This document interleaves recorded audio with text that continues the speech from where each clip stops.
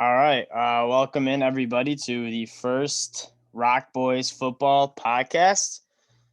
So a little bit about what we're going to be doing um, is that we're going to start talking about what we think is coming up in the 2021 college football season. We're going to be making some predictions, some preseason predictions. And then as the season comes along, we're going to get into more of our specific like betting, sports gambling advice. Dylan and I, my brother Dylan, we watch college football every day, pretty much all Saturday. We've bet it for a couple of years now, and we kind of have gotten a little bit of traction or the gist of it, and we just kind of want to share our insights with you. We love talking about college football. On our website, we have summer scouting where we go through every single Power Five team and we give a little write up, a little sneak peek into what we think will be um, going on in the season. We've finished all of the SEC and we're about halfway through the ACC. And hopefully by the end or midsummer, we'll have all the Power Five teams going and we'll start blogging about our picks for the coming 2021 season. So without further ado, we're going to jump right into our first little discussion, which is going to be talking about who we think is going to win the SEC and how we think the SEC is going to plan out or play out. So I'm going to kick it over to Dylan, and he's going to give us his pick to win the SEC title this year. Yeah, so I think just as about every year for the past 10 years, I think you have to go Alabama as the pick. Certainly losing a lot on offense. Didn't have a great defense anyway, but they're keeping a fair amount of it, so that helps. But Nick Saban is the master of rolling teams, and they always recruit well, and they'll always have talent. And super excited about Bryce Young. Returning John Mechie will help, and certainly that Jaleel Billingsley, I think, is a breakout star this year. He's a good football player for sure. Like he should have been playing every game for sure, and he should have been playing a lot and getting the ball. But obviously, when you have Devontae Smith, who's possibly the best college wideout I've ever seen play football, so yeah, he'd struggled to get his touches, but this year, I think the loss of Waddle and Devontae will open up a lot of touches, and that big athletic tight end of the future, I think he's going to have a year. I agree. I think Billingsley kind of obviously he's not Kyle Pitts, but he's kind of that modern tight end that gives those linebackers or safeties or nickel linebackers who are tasked with covering them fits. A little bit later in the show, we're going to be talking about Eric Gilbert. The highly touted tight end from last year's class who just transferred to Georgia, but both those guys are certainly matchup nightmares. And I do agree. I watched a little bit of the Alabama spring game last night, and Bryce Young actually looked really sharp. He got the ball out quick. I kind of like compare him to like a Kyler Murray. He's good at like throwing off platform. He's accurate on the run and outside of the pocket, and obviously a very sneaky athlete. Not even sneaky good. He's just a straight up good athlete. And I do look for Jaleel Billingsley to get his touches. I think he'll go for over 800 yards this year. You know who else is going to have a year? Mark my words, is that Aguiye Hall. He's young. I think he's only a freshman this year, but I think he's going to have a great year. I saw him make an awesome catch in the spring game, so I have a ton to go off of, but big recruit. Big expectations, and these Alabama kids come in and they get after it early. Yeah, so those wide receivers, they got a good track record with their wide receivers. Okay, so I'll tell you my problem. Spoiler alert, Alabama, I'm not taking to win the SEC, and I'll give you a little bit of my reason why and see what you think about. I think they just turn over too much talent. So they turn over the talent every year. Yeah, but I mean, this is the worst we've seen them have to replace talent. So you look at they lose their offensive coordinator, Steve Sarkisian, and then they lose Devontae Smith and Jalen Waddle, not to mention losing Henry Ruggs and Jerry Jeudy last year. And so that's a lot of production to replace at the wide receiver position. Obviously, Najee Harris is gone. And then at their offensive line, they lose Landon Dickerson, Deontay Brown, and Alex Leatherwood, who are all studs up front and who kept Mac Jones, but other Alabama quarterbacks clean. And I'll tell you what, fair. Evan Neal, not that good of a ball player. I really struggle to see him block some athletic defensive ends in the SEC. The dude's a monster in the run game. You watch him in the spring game, you watch him last year, he mauls dudes. But like similar to Alex Leatherwood, but he's just not a good enough athlete. So Leatherwood, we saw have trouble kind of getting outside last year. I think Neal has those same problems, but he's just bigger and not as athletic. Yeah, but this isn't going to be I definitely agree. Like, I think having Neal, I don't think he's exactly built for left tackle. But I mean, you're not talking about a team that's going to be dropping back, passing 5-step drop style offense this year. Certainly. I mean, I don't think that's Bryce Young's game. I don't think that's the offensive line's game. And I don't think that's necessarily they need to play that way because they have a lot of athletes on the edge and Bryce Young's a good athlete. And so I don't know. I think they're going to be able to hide that left tackle situation. And it might not. I mean, Evan Neal has some promise, so if he can just keep improving, he's got a fair amount of talent. So I see him top first on big boards for the 2022 draft, and I mean, I agree. I think he has that frame, kind of similar to like Orlando Brown, just like a monster. But yeah, I struggle to kind of see him get outside. He got beat a lot outside the last couple of years. And he's just not. I question his athletic ability. But I agree. Alabama is going to be tough every year. I think they're the betting favorites at plus 250. I want to say, which is really not that bad of a. That seems like great value, quite frankly. But I'll plus tell you 250. I'll tell you what I think they're going to struggle with. For one, they have a big week 1 game against Miami, who in the coming podcast you guys will find out that I like. I like Miami, Florida. I know you scoff at me, but I think Manny Diaz has this team kind of going in the right direction. They've always had the talent. What have they not had? They haven't had a quarterback and they haven't had offensive line protection. Talent. They don't have talent in the neighborhood of Alabama. They're not recruiting in the neighborhood of Alabama. Okay, I'm not. Yeah, but you also have to account for experience. I mean, they're returning 5 offensive line starters. Derek King, who is a Heisman hopeful. I mean, coming off the ACL injury, we'll see how he can rebound from that. A full stacked room of running backs. Christian Rambo. Without going too much into Miami right now, we'll get into them later. They're a good ball club, and Alabama better be ready to play week 1. I know they got a lot of things to work out, and they better be ready. But then I don't think we'll have any problem. I also think this defense will be a far better unit than last year. They're not really losing much besides Barmore and the Patrick Surtain, which Dylan Moses they're going to replace with To'oTo'o, who's a far better player. Which I don't get so Henry To'oTo'o, for those of you who don't know, transfer from Tennessee, who in my mind is the best linebacker in the country. We watched him last year against South Carolina. Dude is a stud. He's all over the field. I think he had an interception that game. Definitely like almost 15 tackles. He was all over the field. And when I look at like 2022 like linebacker rankings for the draft, he's not even in the top 5. I think he's going to be the first linebacker taken next year. Dude's an absolute stud. And he comes in, he will be way better than Dylan Moses. And the combination between him and Christian Harris, who also is a stud, that's going to be a problem. That's going to be a big problem. That's probably the best 2 linebacker duos in the country, I think. The only issue Bama's going to have is the defensive line. That hasn't been good in a few years, but I think that secondary with Job and those 2 safeties, Jordan Battle and Malachi Moore, well, he's like a little bit of a hybrid, I think, is what he'll play, but he'll probably be in that secondary nickel style role.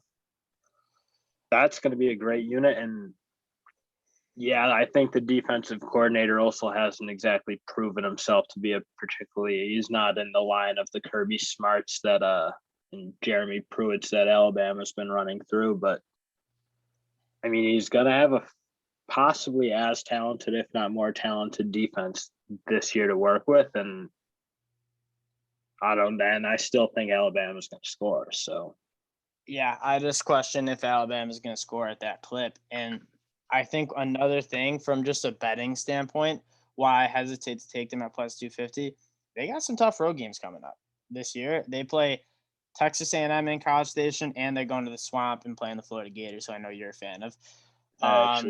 Those are 2 just tough road games. I mean, Georgia's got a cakewalk. We can pull up Georgia's schedule, and it is not that hard. I mean, that's so. I guess moving on, Georgia is So, you ready? my pick to win the SEC title. And we'll see what they're about week 1. September is the 4th. September 4th, they play Clemson, and that's going to be a juggernaut of a game. We're going to break that game down in an incoming podcast because that might be the best. That might be the best game we see all year in the regular season, and I can't wait for it. I mean, we're not going to see Georgia, Alabama this year. Alabama, Texas A&M is going to be a good one. There's actually some really fun out-of-conference games coming up this year. But Georgia, Clemson is going to be a sweet game to watch. And outside of that, Georgia has kind of I wouldn't say a cakewalk. It's never a cakewalk in the SEC, but their next hardest. But in games, the East, you can get it. Right? If you don't have to play Bama or like Texas A&M on the West, you can generally kind of skate through with easy games. They play Florida in Gainesville, which is tough. I'm not a believer in Florida. I think that program is trending very, very, very downwards.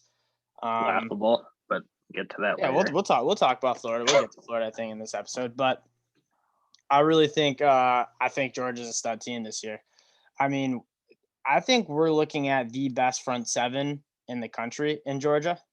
Yeah, but what do they have at linebacker? I mean, they're losing Monty Rice, who he was a solid player, but he's not like an all SEC guy. What do you think? Kobe Dean flashed in summer scouting. Dean can play, but he can play. He's a top 20 recruit. He's a 5-star. Like, he's a stud. I think he's better than. Quite frankly, I think he's better than Monty Rice. He might be, but he's the only one. So they're a little bit unproven outside of him. Running mate. I mean, I think it'll be like Walker Quay, or Quay Walker. He didn't flash as much to me. I don't think I even I don't think I talked about him in summer scouting. I talked more about Kobe Dean. Dean's good, I'll give you that, but but you're not going to need stud linebackers. For one, you don't need.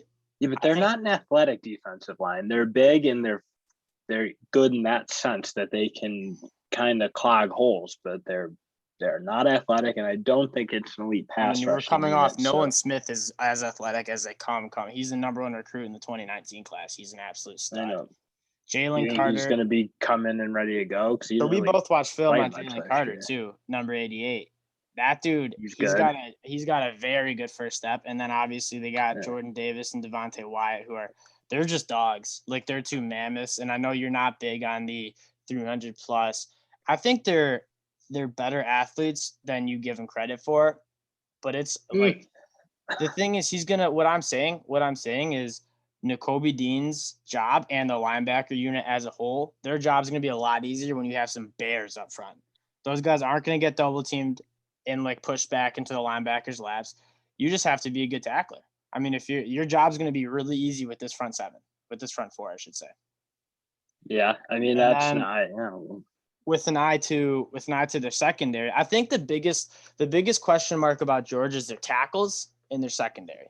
And so their tackles, I'm not too worried about. I know they on the offensive line, they lose Ben Cleveland and Trey Hill, who are very good interior linemen, and their tackles never really flashed, but they just have recruited so well. They've had top 4 recruiting classes every year. They'll roll the guards in. Yeah, multiple 4 and 5 stars. I think Justin Schaefer is probably the best on the team. He'll probably play one of the guard spots, but I'm not too worried about the tackles. I think they've recruited at a high enough level that they'll be able to protect JT Daniels. I think the biggest worry, and this isn't even really talking about the strengths besides that D line, the biggest worry is the secondary. So you lose Tyson Campbell, you lose Eric Stokes, who's coming in? So they just got literally 3 days ago, Darian Kendrick, who was an all-ACC guy at Clemson, first-team all-ACC guy, top 30 recruit in the country, 5-star, bona fide stud. And he comes from Clemson to Georgia, and I think he'll be a lockdown corner. I mean, he's definitely has the capability to be a lockdown corner. And then they keep Lewis Kine, who's a very, very good safety, and then they bring in Tyke Smith from West Virginia. So they kind of I saw an interview with Kirby Smart earlier in the week, and he's saying, not earlier in the week, maybe a couple weeks ago, their biggest concern is the cornerback position. Well, heck, they just got a lot better. They got a lot better with those 2 guys. Tyke Smith is going to play kind of like that star, that Viper position, kind of like that hybrid nickel linebacker. But Darian Kendrick's going to be a stud. He's actually like such a massive get for them because for whatever reason he never got along with Dabo, and if Kirby's gonna like him and wants him there, and they can figure out, I don't know what it really was, his attitude or whatever, but whatever was keeping him off the field and keeping him in Dabo's doghouse for God his whole career at Clemson.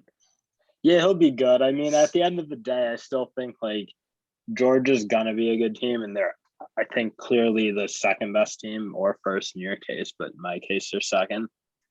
But I still think at some point they're gonna have to prove it and win. They're gonna have to pick it up and win this game. And what better year than they've this been year? going at it, and they lose every year. And This is their year, though. What I'm saying is you're not bringing in some garbage Alabama team. Like, they're gonna be very good this year. this I is think definitely way not better as than good as you. last year. Definitely not as good. Well, that was like the best team in the history of college football. So like, whatever. What I'm saying is good. Georgia would have better. always been competing. If they, what were they missing in their last couple of years? A quarterback. They should have been playing JT all year, but yeah. Well, I don't know. I don't know what happened with the injury last year, because that was a good team last year. I think they were a top 10 team with freaking Stetson Bennett, and in come JT Daniels for the last 3 games, and I think not the last 4 games. They averaged 8 more points per game with JT. That offense. Know what? I noticed you didn't want to talk about the offensive skill on Georgia, particularly the pass catchers, and I don't blame you because. No, we could talk about them. I hope they get George Pickens back, because that guy's a monster. I love watching him play, and I think he's gonna be a high pick this year. So hopefully they get him back. But yeah, obviously, like in college football, you can't be dropping games early, and if they don't get him back, they better watch out for some of the other teams, like the Florida Gators, coming up and stealing a game early and possibly making a run and keeping them out of the title game. So yeah, what I'm nervous about is that is probably my biggest concern. I think Georgia's low, and that's really the only position you look at the recruiting classes besides George Pickens, who we know is hurt. Like, they haven't been elite recruiters of wide receivers, and I think that's been a result of like kind of that uncertainty at quarterback and offense in general. So like, yeah, they do run the ball a lot. So. I think that's why Eric Gilbert didn't go to Georgia in the first place. So Eric Gilbert's from Georgia. He doesn't want to go to Georgia because he's like, how are you guys going to use me? Like, you know what I mean? I want to be used like a Kyle Pitts, like a featured tight end. And I think that's why he probably didn't commit there, is because he was nervous about how he's going to get used. And yeah, so George Pickens, they need him. I really think I saw the USA Today poll drop Georgia from 2 to 5 because George Pickens went out. I mean, George Pickens is good. I'm not sure if he's that good where we're all of a sudden like not one of the best teams in the country. But I really do. I'm a little bit nervous about that position. I know they got Jermaine Burton, who's a flyer, who I think a lot of people. He doesn't catch the ball well enough. I agree. I'm not a big fan of like those receivers who are just fast. Like, go play track. You know what I mean? Who that cat from Auburn, Anthony Schwartz. Like, all you can do is run a straight line. Like, we see that fails. Like, that's not that good. I don't mind it for college, but if you can't catch the football, you can't. Yeah, can't be. And he had problems with that. So in come Eric Gilbert, though, who is possibly the best. I know what he said it to 24/7 the other day. He's gonna play wide out there. So I mean, this dude is 250 at LSU last year. And he looked good. Like, he moves really, really good. I watched some film on him the other day. Dude can ball, obviously. And I think he's going to play wide out. And I think if George Pickens doesn't play, Eric Gilbert will lead that team in receptions and yards. I mean, this. Yeah, that's probably. I mean, I don't think that's like great. He's need to catch a lot of balls at that big body of his, and I know he thinks he can play wide out, but he's gonna be a tight end. That is like, if he's splitting out wide like Kyle Pitts, like, sure, but he's no Kyle Pitts. Or, well, I shouldn't say that. I mean, he can play, and we haven't really seen the peak of him yet, for sure. Oh yeah, so. I mean, he was that LSU team was garbage. That was just a dumpster fire. I mean, I'm excited to see him play in this offense. But I agree. I think if we were pointing out a weakness in this Georgia team, that's their weakness. That being said, JT Daniels is going to make it work. Yeah, I think JT Daniels does not get enough credit for Who being do one you of the best think JT quarterbacks. Daniels is? 5-star recruit, great arm, big, accurate But passer. you're treating him like he's Trevor Lawrence. He's I'm not treating him like Trevor Lawrence, but I'm treating him like Georgia. he's Georgia not hasn't had a quarterback like him. he's not a make it work guy. He's a guy who, if you put some talent around him, he'll be a solid player. But he's proven that's correct. no. I just disagree. When have you seen him play particularly good football? He was good for Georgia last year. He was very good for Georgia last year, and I think he would have had a promising career at USC if he didn't tear his ACL, and then Keaton Slovis comes in and just balls out. They couldn't really give him the job back. Which I'm saying, Slovis is not. That's a bad mistake. USC is going to be kicking themselves because they should have stuck with JT. True. All right, so I don't know. We'll have to see. I mean, I feel like we'll see what he is. I don't think I certainly don't know. We're about to see both our predictions. Like, they had big games week 1, September 3rd, September 4th. Big game for Bama. They're gonna roll them by 30. I don't hate. I mean, obviously Bama is the favorite. They're a very good team. I still think Georgia's gonna win because I think this is Georgia's year. I mean, they're just as talented, and they're talented at really important positions. I think JT Daniels is kind of like that missing piece, and I think that's where we're kind of don't agree on. I think I might be valuing JT Daniels a little higher than you, and so I think that's our disagreement. And we're gonna see real quick. A little preview. We're gonna break this down earlier, but Clemson +4 or Georgia +4, money line +150. I really don't think that's a good future play. I think that line will come down as this Eric Gilbert news and Darian Kendrick news comes out. But that's, in my mind, that's a good bet. I think we'll break this game down earlier or later in the year or in the summer, but Clemson's offense line struggles.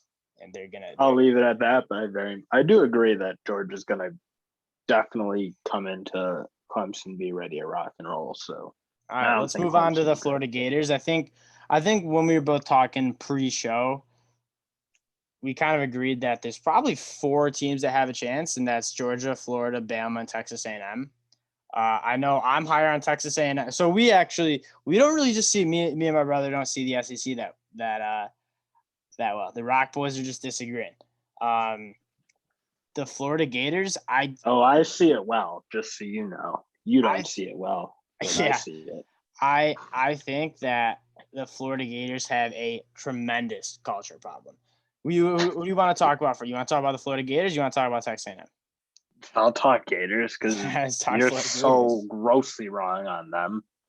You saw them miss tackles. Yeah, they were a bad tackling football team last year, inexplicably so, I'd say. Inexplicably so. That wasn't what it was. It was a culture issue. I mean, dude, they weren't hustling the balls. They're just getting steamrolled. They didn't give a dang about anything. They had problems tackling in stopping the run. That was very well. They had problems basically everywhere on defense. That was a joke. But what's that defensive coordinator's name?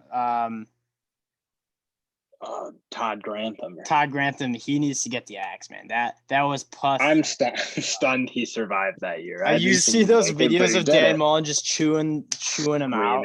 So funny. I mean, he deserved it.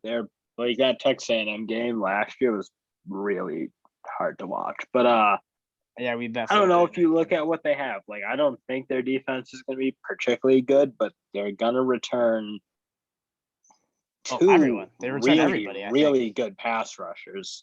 They actually were probably the only 2 real bright spots of the whole unit last year. That's Brenton Cox and Zachary Carter. Yeah, and I think those 2 are phenomenally good. I think they're both good. I see Brenton Cox getting first round buzz. He's a good ball player. Now they're going to return a linebacker who probably could have been a draft pick, not a high one, but you would have been an NFL player in Ventrell Miller. And I mean, you hope he can make the jump. They're rolling in Antonio Shelton from Penn State, which I think is a pretty good get at D tackle, although I'm kind of with you. I don't think he's a massive upgrade from what they had last year, but they're not going to get worse there. Not that they really could, but. And then finally, they do have Trey Dean, I should say, and Kyer Elam, I thought played very well, and Trey Dean I think played well too. So Kyer Elam will be a first round pick. They're going to have a couple of good players, and I don't think they can be worse on defense, quite frankly. So you have to think they're going to get a little better. I agree, they'll get better, but now their offense they have is talent. Get way worse. Well, we'll see, because freaking Emory Jones is the guy. He's the guy for Dan Mullen. If you look at the history of Dan Mullen quarterbacks, is Dak Prescott, Tim Tebow, Alex Smith. Nick Fitzgerald you can throw in there too. Who's that? Nick Fitzgerald's from Mississippi State. I'm talking about Dan Mullen quarterbacks. Yeah, I mean, like the ones who thrived. And Nick Fitzgerald thrived. He was like a Heisman guy. He's a good ball player. He was good. But you have those four, all could move. That's what Dan Mullen wants to do. Emory Jones is exactly cut for what Dan Mullen wants to do. And yeah, they're going to lose a ton at wideout, but I think the offense is going to be far more dynamic. I think Kyle Trask was a solid quarterback, but he was no Heisman level, particularly dynamic player on offense. So you lose him. He was made to look extremely good by having probably the most talented offensive weapons, maybe with the exception of Alabama, than anyone else in the country. So yeah, I think that Dan Mullen, this is his guy. So you talk what he wants. He wants Coach Emory Jones. He doesn't want to coach Kyle Trask sitting in the pocket, throwing the ball. He get help because he had great players on the edge. But again, they're going to roll in Copeland and Shorter, and those two both can play. And I don't know, they didn't get a shot last year to thrive, but Florida's recruited well, and Dan Mullen's a super high-powered coach. So we'll see what they got. I think they're going to be really good. I think this is Dan Mullen's guy, and I think the defense, I have to think they're going to get a little better. And and it's tough because, I'm not saying they're going to be competing with Georgia and Bama. I don't think they're on that level, but, they're probably number 3 in the SEC. I don't see them losing to anyone else. They'll lose to Texas A&M, for sure. Do they play A&M this year? They might not play him, but I'm not saying they're the 3rd team in the SEC. I guess that's what I was expecting. I'll tell you what I don't like about Georgia or Florida. Sorry. For one, I don't like where Dan Mullen's taking this team. I mean, last year, he could not control his guys. They were throwing shoes around, giving 15-yard penalties on the fourth quarter drives against LSU. They were brawling Missouri. What are you guys doing fighting Missouri? And Dan Mullen was not even trying to break it up. It's just an undisciplined joke of a team that last year. They were so talented on offense, and Kyle Trask, Kyle Pitts, Kadarius Toney, Trevon Grimes, they kept them in games because they could just score 60 points. But that team's not good outside of those guys. And you saw that when they Kyle Pitts, Kadarius Toney opt out, they didn't have anything to show up for against Oklahoma. Yeah, well, who showed up was Emory Jones. He looked like the only shot they had. He should have played the whole game, and he would have been moving it. I'll tell you why I don't like Emory Jones, or why I'm skeptical of Emory Jones. When you talked about Dak Prescott, you talked about Tim Tebow, and Tim Tebow kind of throws the ball. Nick Fitzgerald. Those guys can throw the ball, and they were proven throwers. I mean, Dak Prescott's one of the best quarterbacks in the NFL right now. Shout out Noah Rockoff. Not going there, but but what the difference is, those guys could throw the ball. Emory Jones has not proven that he can throw the ball, and so this using quarterbacks to run, that only works when defenses respect that throw and they can't just load the box with 8 guys. What I see teams doing against Florida is just we're gonna make you beat us through the air, and I don't think Emory Jones can make that happen, especially with such a big turnover at wideout. I mean, I like Jacob Copeland. I think he's a good ball player. I think Justin Shorter might be a good ball player. I mean, he's a 5-star recruit transfer from Penn State, I believe. I'm just nervous about that offense, that Dan Mullen offense with a mobile quarterback is not going to work if they can't throw the ball. And I'm nervous about them throwing the ball. And then moving over. How well do you think he need? I mean, he's not he hasn't proven. Do you have his numbers right in front of you? His Yeah. So I would be He surprised. didn't play enough. It's like you'll see, like, but he wasn't playing in the game. So it's what can you go off? I mean, he honestly, if you watch that Oklahoma game, He he was being hurt by some brutal drops by those wideouts. How bad are the wideouts? That we can go do. That seems like it could be a problem. But that tight end sucks. Yeah, I think they're gonna catch the football, and more gamble. He didn't play good back. He sucks. But, holy smokes! But I mean, Emory Jones is tossing around. He looked good. He's a very good runner. Like, that's undisputed. He threw the ball pretty good in that game. He just got no help from the offensive skill. So you got to think that's not going to be the norm. I mean, they're not horrible players, but we'll see. Give him a year with those wideouts to get comfortable. He's not. You treat him like he's like a running back playing quarterback. Like, he can throw the ball. He can really run. I guess that's my biggest. That's Dan Mullen's guy. My biggest why I don't have Florida higher is, for one, I hate their defense. I don't know what it was last year, but and we've already talked about it. No need to beat a dead horse, but like, I have serious questions about just like their willingness to play physical football. And if you're not willing to play physical football, Georgia's going to eat you up. I would like to make a note. I made a note to myself that we have to circle back real quick. When we're talking about Georgia, we even talk about the running backs. I mean, Zamir White's the best running back in the country, I think. Maybe behind a few other guys I really like. They're rolling 3 deep, who are all could be number one. I think it's going to be more. I think, they all could be him and I think Milton you're talking about. But I think it's going to be James Cook. It's going to be James Cook and Zamir White. And they're both – James Cook's, in my mind, when I watch the film, he's a little bit better out of the backfield, like catching. But they're both studs. He's obviously, I don't know if you guys know, but he's Dalvin Cook's brother. So he's got them good genes. I love those running backs. Yeah. I'm with you, but at the end of the day, you got to be able to put the ball in the air. And they certainly can. We'll see. Anyways, so circling back to Florida, finishing up. I think they play Georgia. I don't think they'll beat Georgia. I believe they play Alabama. They do play Alabama. I don't think they'll beat Alabama. And I honestly think that LSU game will be tough in Baton Rouge. I'm excited for that Florida game. Get those games back. I know. I think they'll hammer it. I just am excited. Oh, they're going to hammer Florida State, I think. So we'll see. I think from a betting standpoint, if we're looking at like potential teams to like make money off of, I really don't think Florida's going to be that good. If Florida comes in as like this is October 30th, so a lot can change. Figure that out. If they come in, if they come in as favorites against Georgia on October 30th, hammer Georgia. All right. So coming in as favorites. No, like, what world are you living in? College football, dude. They love giving the favorites to at home, the home dogs. Not home dogs, I shouldn't say, but played 10 men on the field with Georgia, they'd beat Florida. But see, that's what you're saying about your team.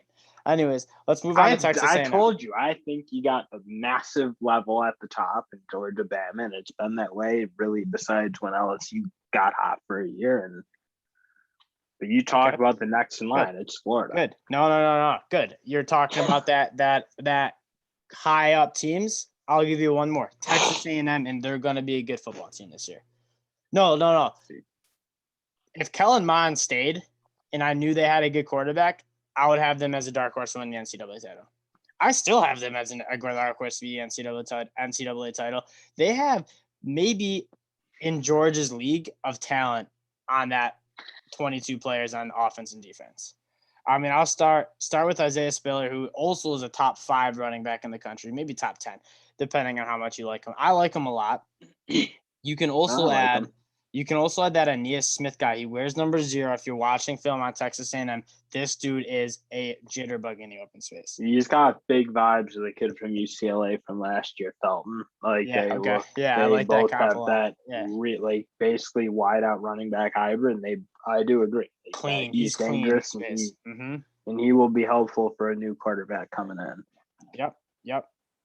And then they got Kenyon Green at left tackle, who's going to be a first-round draft pick. We'll see about I think Matthew Luke at the guard spot is also a good ball player. But they'll be fine up front. And then they have Jalen Wademeyer. I'm pretty sure I'm saying that name right, Jalen Wademeyer. He's gonna be a first round pick, I think.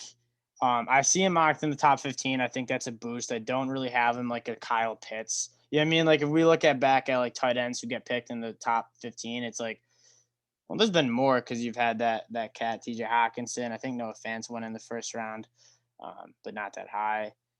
I don't think he's that good. I think he's like a late first round. Like again, you look at those matchup problems. He's so big but moves so well. Like you can't. That's what an elite tight end is giving you those mismatches similar to Eric Gilbert. 100% agree. Yeah, and so I think he's going to be really good. And then Chase Lane is also a really good ball player. He's a redshirt sophomore, I believe, and he gets open and runs really clean routes. And then I want to see if they get that Caleb Chapman back. You saw him against Florida, number 81. Yeah, he can play. He could go up and just get contested catches. Yeah, he can play. He had that gross injury though, and so we'll see. All reports say that he's going to be ready to go. We'll see if he is, and we'll see how like healthy he is. But like that offense is decent, and then you get to the quarterback position, you just don't know what you have. I mean, it's a two horse race between Haynes King and Zach Calzada. I watched Texas A&M spring game, or was it last year? I watched a little bit of. I wasn't overly impressed. I didn't think either of them were like that great. But again, for them to be a good ball club, program, football team, they don't need a Heisman Trophy winning quarterback, but they do need a guy who's capable. We see like Georgia has and Jimbo does a good job. He does coach his quarterbacks. It seems like he's been fairly effective making quarterbacks good. I mean, he did a great job with mine. You saw how much he improved his career there. So yeah, I give you that. That's a big X factor is Jimbo Fisher. You know, not many coaches I'd take over him in this game. So yeah, I mean, this is a little bit of a prove year. You got that big Texas A&M contract. And this is kind of the years you want to see. I mean, they've been a good team, but I think the Texas A&M fans expected a SEC title or national championship. We're still waiting on that. I don't think it's going to be this year, but I think this is the best team they've had. All right, so let's get to the defensive side of the ball, which I think this might be the best defense in the country. Please. No, they're top five unit. You think they're better than like Georgia? No, Notre Dame. They'll be. I think they're just as good as Notre Dame. Georgia, no. Georgia's sick. You know, I love Georgia. It's kind of my pet cat. Anyways, DeMarvin Leal is a stud. People mock him, so I'm looking at like mock drafts for 2022. They mock him as like an interior D-line guy. I don't see that. I know he's 290. It kind of reminds me a little bit of Boogie Basham, where it's like kind of in that fringe, like I'm heavy, but I'm a good athlete. DeMarvin Leal's a good athlete. He's a really good athlete. I think he can play the edge. I think his best fit might be kind of like that 3-4 D end, kind of playing head up on the guard or maybe between the guard and tackle. But yeah, I think Jaden Peavy, he's a senior D tackle. He's a monster. And then they got Michael Clemens on the other side. And so DeMarvin Leal and Michael Clemens are going to be a stud pass rushing duo. And then at the back end, they got Leon O'Neal, who I really like too at that safety position. I think he'll be another first round pick. So I think they got some. What I'll say is I don't think they're as complete as Georgia. I think they have like more holes. I think you look at Georgia's team and it's like everywhere you look, that's like a 4 or 5 star stud. Texas A&M might not be as deep, but they got the star power. They got probably more star power than Georgia does with DeMarvin Leal and Leon O'Neal, who I think are both. DeMarvin Leal might be like a top 10 pick. I really liked his film. No, I don't disagree with you about A&M. Like, they do have some talent, but what you are neglecting is if you want to talk culture, Texas A&M is a team that when they play the big boys, they get beat and they get beat badly and they don't look like they belong. Like if you watch them play Bama from last year, they look like what I'd expect Arkansas to trot out. That's essentially every team looked like and that. That's what Alabama. Every team looked like that. Not Florida. Like some teams would battle with them. Florida, Georgia, like marginally battle with them. So like we're gonna talk like who didn't. Okay, that's fair. There's a couple guys who A&M banged with rolled out there and got, and They it rolled wasn't over. just the They rolled score, over. but if you watch the game, they were just getting hammered and they couldn't cover anybody. They couldn't score. They couldn't keep the defensive line off Kellen Mond.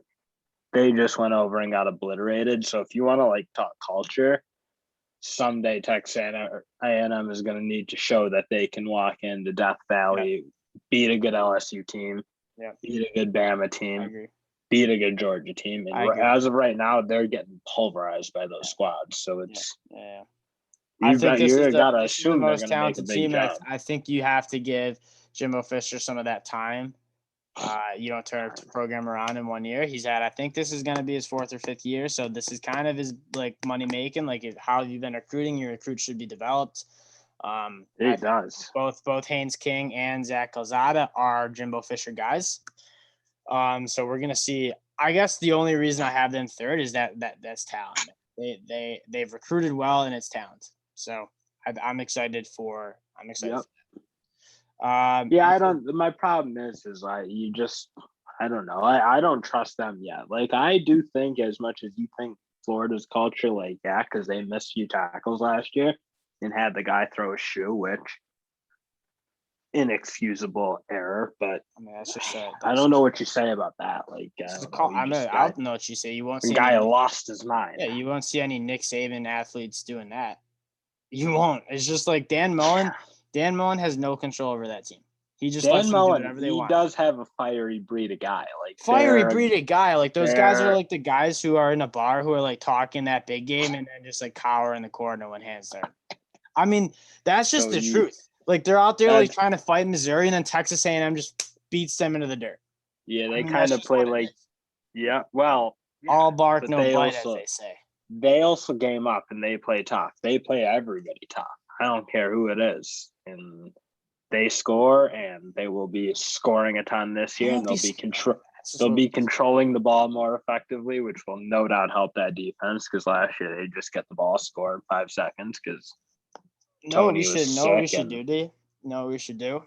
Starting next podcast, we're gonna keep a list of like preseason predictions. And so I can hold you accountable for these trash dates. Me. So then we're gonna look and you'll be like, oh, Emory Jones is gonna throw for 3,000. Bro, it's all recorded anyway, though. So you'll see in the season comes along, A&M's gonna get rolled like they do every year. They trot into good teams and they get pulverized. If Texas and Florida played, who do you have? Florida, like, what do you think I've just made? Like, what are you talking? If you give them that even, it's Florida all the way. Florida for sure wouldn't be. I think I'd take Florida at a slight, like maybe a 3-ish point favorite. Take the money line, but so wrapping up here. Dill's pick is Alabama. My pick is Georgia. Most likely, we're going to see those two teams play in the SEC title game, which is going to be a good game. I'm not saying Georgia's going to blow out Alabama. It's going to be a one-possession game, I would guess. And is there any – so we kind of talked about probably the consensus top 4. Is there any other SEC team that you feel is worth mentioning who could maybe you already know who I think, and it's the Ole Miss that's crazy. Rebels. Let's hear it. That team can score with anybody. Yeah, their defense wasn't great, but they're getting a whole lot of it back. And I think we all sleep deep on Lane Kiffin. Like that guy, he had a tough run at Tennessee and USC when he was like 30 years old. So I think a lot of people have written him off. He knows what it takes to win coming from Bama and obviously spent a year or 2 at FAU, which is what it is. But he was really good there. They played well and developed pros and he is an offensive mastermind. He is possibly the best offensive coach in the game. And I think that team's being very ready because they're basically returning everybody besides Elijah Moore. So I think that's the most exciting team to talk about. So like when I was Kenny Yeboah stinks though. When I was like watching film on Ole Miss, that's just stupid. Kenny Yeboah, you think he's good? Yeah, I think he's good. I wasn't that impressed. I mean, I don't think they're. I guess then I don't think they're missing. You see him tore Bama up. tear Bama up? I mean, he consistently didn't tear teams up. I'm not okay. That's other than like our differing opinions on Kenny Yeboah. You'll read if you guys read my summer scouting on Ole Miss. I'm just worried about Matt Corral and his turnovers. I mean, he has turned the ball over. I watched him play Arkansas. He threw 6 interceptions. I mean, like Kiffin will take it out of him. Yeah, that's what I think, and I agree with you. Where it's like we're mentioning like a dark horse who not necessarily going to be winning games against Alabama or winning games against top tier SEC teams, but like are going to maybe give them a little run for their money. I think Ole Miss is the top of the list because Ole Miss can score, and they're going to score on anyone. So I do worry because I think Elijah Moore meant a lot to the team. But who's that cat at running back? Ely. He's a stud. Ely is really good. So they're getting him, and I think Athlon Sports had him as a first team All-American, which I think's crazy. But I also like Matt Corral. This may sound crazy.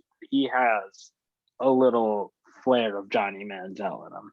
And he's not to say he's the talent, but he does have that. Yeah, that flair. Playmaker. Yeah, no, I agree. He's just got to. I don't love Matt Corral, but I'll tell you why I'll love him next year if he doesn't turn the ball over like he did this year.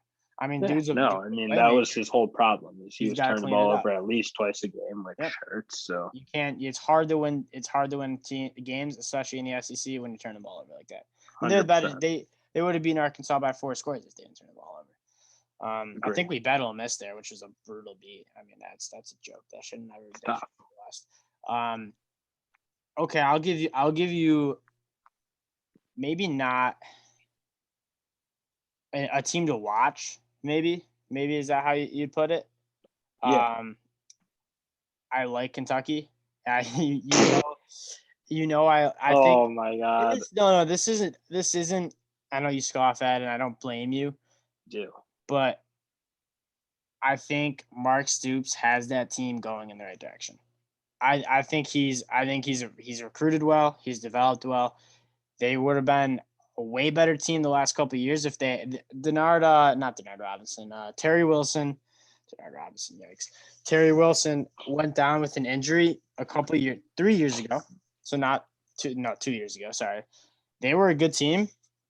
And then Terry Wilson went down with an injury, and they played Lynn Bowden at the Wildcat position, and they were good. And that defense, their offense hasn't looked good in 15 years. It's the quarterback, but like they've still been winning games. They still go 6-6. I just think, again, it's not that they're gonna beat Alabama or anything, but I think it's an interesting team to monitor. I love Chris Rodriguez at running back. I think he's a bruiser. I think he's one of the best running backs in the country too. They're losing the two linemen. Yep, Drake Jack. But they get back Darren Kennard would be a first team All-American. Darren Kennard's a dog. But yeah, so there's no need at the end of the day, if you're gonna throw the ball for like less than 100 yards consistently, which is what they do, you can't win. Yeah. You don't have much of a shot to Florida. I mean, they got the transfer of Will Levis though from Penn State, so I think he's decent. That's interesting. Like, I mean, they had a transfer from Joey Gates too. And they don't have that good a wide receivers, so I agree. Okay, maybe I take that back. Maybe they're not. I mean, they have Josh Ali coming back. The problem with the SEC is like there's such a big gap. You said it. There's such a big gap. So there's a big gap between a team like Kentucky and then a team like Florida. And then there's an even bigger gap between a team like Florida and Alabama. So that's college football though. Yeah, I know. But especially you could really talk about maybe the Pac-12 kind of isn't because there's no real dog, but like in the Big Ten, there's really Ohio State, and then the ACC, obviously. It's just So anyways, I think that'll wrap up our discussion about the SEC. We kind of gave you guys our favorites and maybe what to look for. Within the next couple of days, we're going to be moving on to the ACC. So we'll give you our picks for the ACC. And then we encourage you guys to visit the website, email us with any topics that you'd want to discuss. We love listeners like letting us know what you guys are interested in and then having you guys on the show. I mean, if you guys want to just shoot us an email and say, I'll pop on for 15 minutes, like, we're all about chopping it up with anybody we can get. So thanks for everybody for listening, and then come back for next episode. Yep.